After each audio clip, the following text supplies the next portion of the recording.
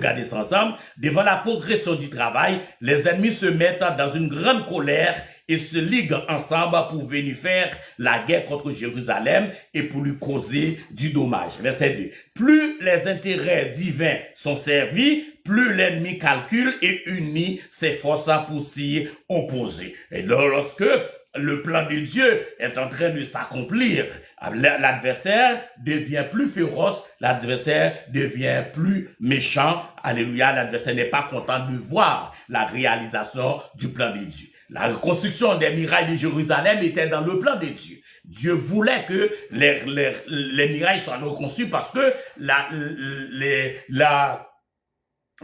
captivité du peuple juif devait durer, était limitée dans le temps, et le peuple ne devait pas demeurer dans la captivité à perpétuité, mais parce que Dieu avait fait un plan, c'est pourquoi le décret a été sorti du tiroir par le roi Darius, et ce décret qui a été pris par le roi Cyrus est sorti par le roi Darius pour autoriser la reconstruction du temple et la reconstruction des murailles de Jérusalem. Ce que je voulais vous faire comprendre ce matin, c'est que dans toutes choses, vous allez avoir des opposants en face. Vous allez avoir des opposants extérieurs et des opposants intérieurs. Nous n'aurons pas assez de temps aujourd'hui pour voir les opposants intérieurs, mais je suis en train de voir avec vous les opposants extérieurs. Amen.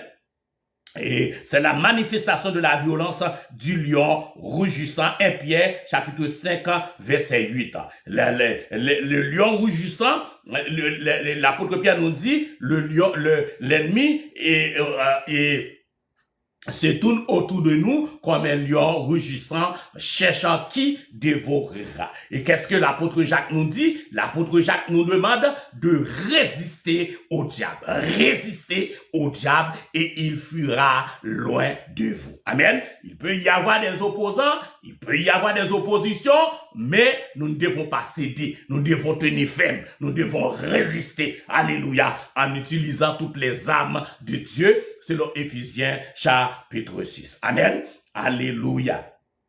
Nous devons souvent demander au Seigneur, amen, nous devons souvent demander au Seigneur de nous augmenter la foi pour avancer par sa force. Et à chaque fois que l'adversaire attaque, nous ne devons pas nous arrêter, nous devons continuer le travail, mais tout en demandant au Seigneur d'augmenter notre capacité en tant que chrétien pour résister à l'adversaire.